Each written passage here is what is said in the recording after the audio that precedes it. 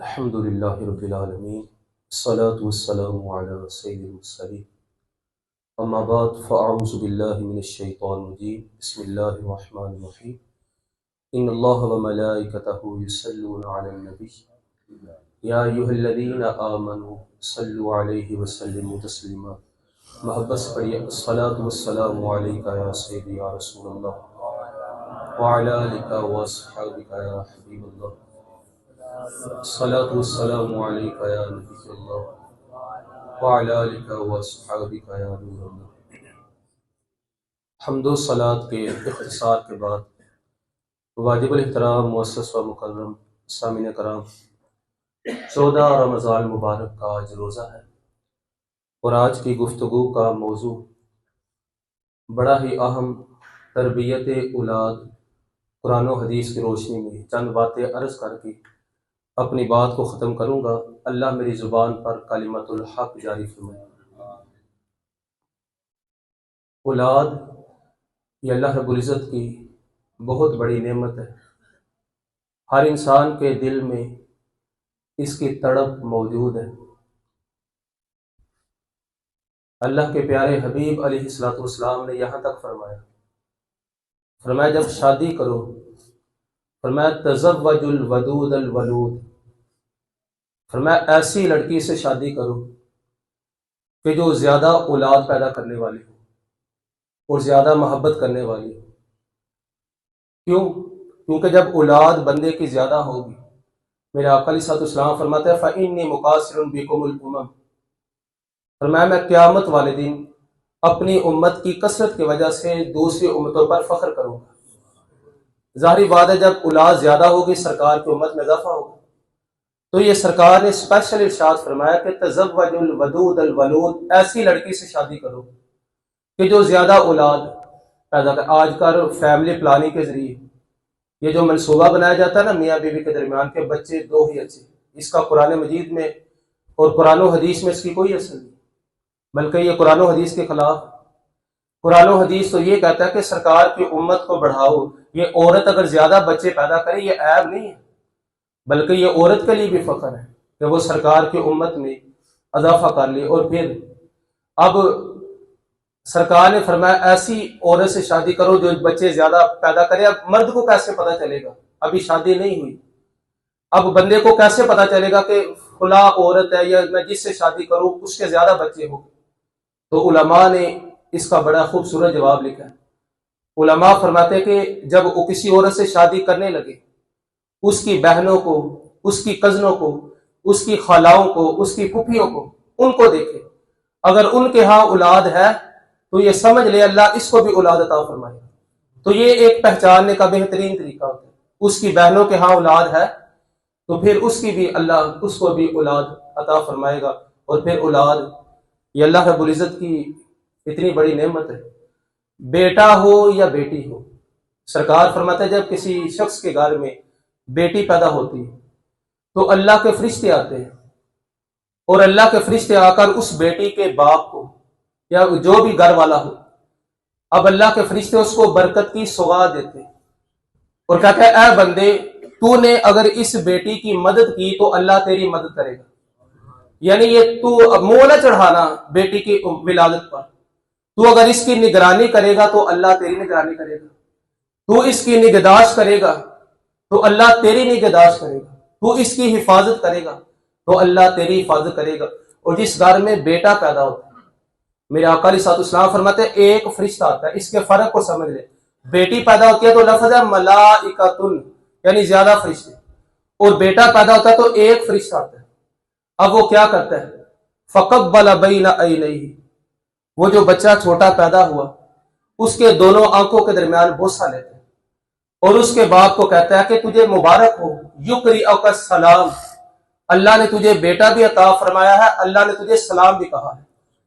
بیٹے کی ولادت پر رب کا سلام آتا ہے اور بیٹی کی ولادت پر فرشتے اللہ کی طرف سے خوشخبری لاتے ہیں کیا بندے تو بیٹی کی مدد کرے گا تو اللہ تیری مدد کرے گا۔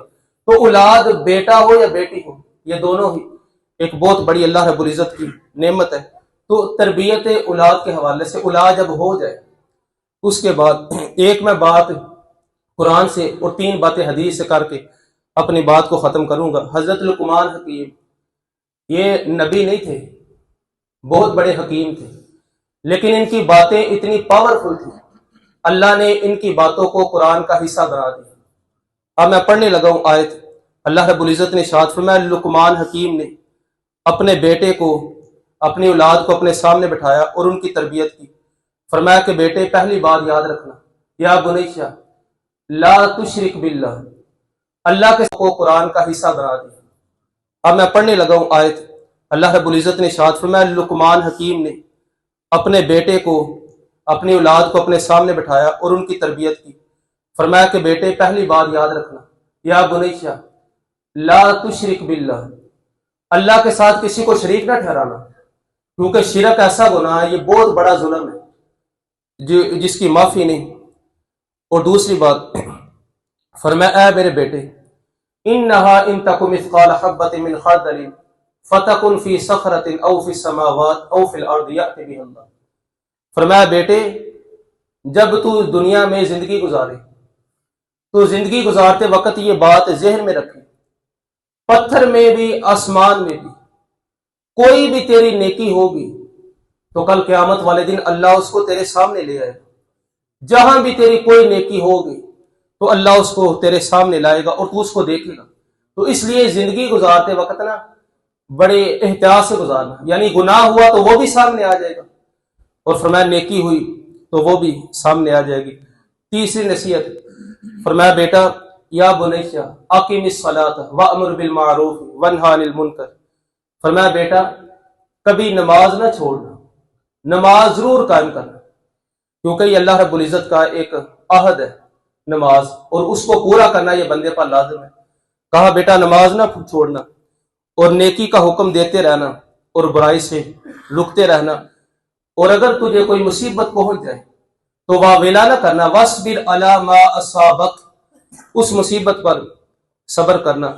اور پھر فرمایا ولا تصاعر خدک للناس، کہا کہیں ایسا نہ ہو کہ تیرے سامنے تیرے ساتھ کوئی گفتگو کرے اور تیرے ماتھے پر کجی آ جائے اور تو سمجھے کہ یہ معمولی ہے، میں عالم ہوں۔ کہا خبردار، کسی بندے کے سامنے بیٹھ کر اپنے آپ کو عالم ظاہر نہ کرنا، اور اس سے گفتگو کرتے وقت اپنے آپ کو بڑا نہ سمجھنا، بلکہ اس کی گفتگو محبت سے سننا کہ تیرے ماتھے پر بال نہ آئے۔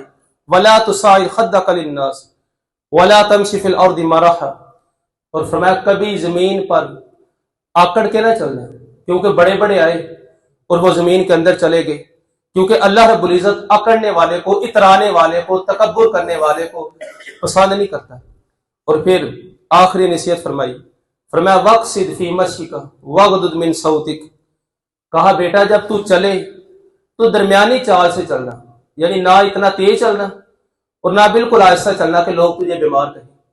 اور فرمایا اپنی آواز کو پست رکھنا، ان نہ انکر، یعنی بڑا بربولا نہ بننا، بہت زیادہ اونچی بولنا، یہ صحیح نہیں۔ فرمایا کہ واغضض من صوتک، اپنی آواز کو نیچا رکھنا، ذرا آہستہ رکھنا۔ ان انکر الاصوات لصوت الحمیر، فرمایا سب سے بری آواز گدھے کی آواز ہے۔ یہ وہ باتیں ہیں قرآن مجید کے اندر جو حضرت لقمان حکیم رحمت اللہ تعالی علیہ آپ نے اپنے بیٹے سے کی، اور ان باتوں کی اہمیت آپ یہاں سے لگا لیں کہ اللہ رب العزت نے ان باتوں کو قرآن مجید کا حصہ بنا دیا، اور حضرت لقمان کے نام کے اللہ رب العزت نے پھر پوری صورت نازل کی کہ جس کا نام ہے سورۃ اللقمان، مکی ہے، یہ مکی صورت ہے اور سورہ لقمان ہے۔ جس طرح حضرت لقمان حکیم نے اپنے بیٹے کو کی تربیت فرمائی، اسی طرح اللہ رب العزت کے پیارے حبیب علیہ السلام نے اولاد کی تربیت کرتے ہوئے بڑے خوبصورت جملے ارشاد فرمائے۔ حضور علیہ السلام نے ایک بیٹے کو دیکھا، چھوٹے بچے کو، اس کا باپ ساتھ تھا، وہ سرکار کی بارگاہ میں آیا، حضور علیہ السلام نے اس بیٹے سے پوچھا، فرمایا یہ جو تیرے ساتھ بڑا بندہ ہے یہ کون ہے؟ اب وہ بچہ کہنے لگا قال ابی، یا رسول اللہ یہ میرے والد محترم ہے، ابا جی۔ میرے آقا علیہ السلام نے فرمایا اگر یہ تیرا ابا ہے، اگر یہ تیرا باپ ہے، تیرے والد محترم ہے، تو پھر سن، فرمایا فلا تمشی امامہ، کبھی زندگی میں اس کے آگے نہ چلنا، اس کے پیچھے چلنا، یعنی باپ کو آگے رکھنا اور تم پیچھے ہو۔ ہمارے گھر میں پیر صاحب آج نہ مارے، یا کہیں آستانے پہ پیر صاحب ہو تو ہم ہاتھ باندھ کے کھڑے ہوتے ہیں، ان کے آگے نہیں چلتے، ان کے پیچھے چلتے ہیں۔ کوئی مرید اپنے شیخ کے آگے نہیں چلتا، پیچھے چلتا ہے ان کے ادب کی وجہ سے۔ تو جس طرح شیخ کا ادب ہوتا ہے، اسی طرح باپ کا ادب اللہ کے رسول صلی اللہ علیہ وسلم نے خود سکھایا۔ اس بیٹے سے فرمایا کہ فلا تمشی امامہ، کبھی اپنے ابا جی سے آگے نہ چلنا، ان سے پیچھے چلنا۔ تو اس لیے جہاں شیخ کا ادب ہوتا ہے، استاد کا ادب ہوتا ہے، وہاں باپ کا ادب خود اللہ کے رسول علیہ السلام نے سکھایا۔ دوسری بات فرمائی اس بیٹے سے، فرمایا یہ تیرا باپ ہے، ولا تستطب لہ، فرمایا اس تیرے باپ کو کبھی تیری وجہ سے گالی نہ دی جائے، کیونکہ جب بچہ کسی دوسرے بچے کو گالی دیتا ہے نا، پھر وہ اس کو گالی دیتا ہے۔ تو فرمایا کبھی تو کسی کو گالی نہ دینا تاکہ تیرے باپ کو بھی کوئی گالی نہ دے، اس لیے فرمایا تیری وجہ سے اس کو گالی نہ دی جائے۔ تیسری بات فرمایا بیٹا ولا تجلس قبلہ، کبھی اپنے باپ کے بیٹھنے سے پہلے نہ بیٹھنا، یعنی تیرا باپ کھڑا ہے تو بھی کھڑا رہ، اس کو گالی نہ دی جائے۔ تیسری بات فرمایا بیٹا ولا تجلس قبلہ، کبھی اپنے باپ کے بیٹھنے سے پہلے نہ بیٹھنا، یعنی تیرا باپ کھڑا ہے تو بھی کھڑا رہ۔ ہمارے پیر صاحب کھڑے ہو نا تو ہم بھی کھڑے ہوتے ہیں، ہاتھ باندھ کے کھڑے، چاہے وہ آدھا گھنٹہ کھڑے رہے تو ہم بھی آدھا گھنٹہ کھڑے رہیں گے۔ تو سرکار نے فرمایا جب باپ کھڑا ہو تو بیٹا بھی کھڑا رہے۔